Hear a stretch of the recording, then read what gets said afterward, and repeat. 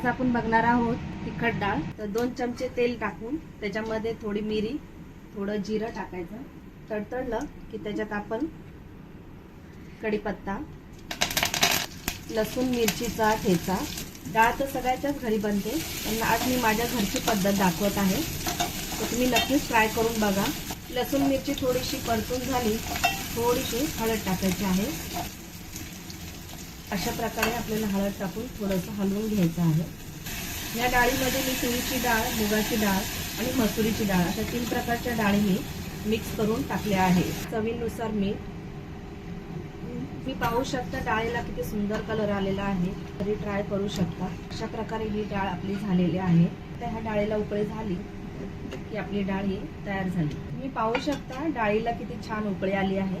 तर अशा प्रकारे आपली ही डाळ झालेली आहे, तिखट डाळ। तर आपण सर्विंग बोल मध्ये सर्व करूया। तर तुम्ही पाहू शकता आपली ही तिखट डाळ तयार झाली आहे। की ट्राय करा आणि कमेंटद्वारे मला नक्की सांगा।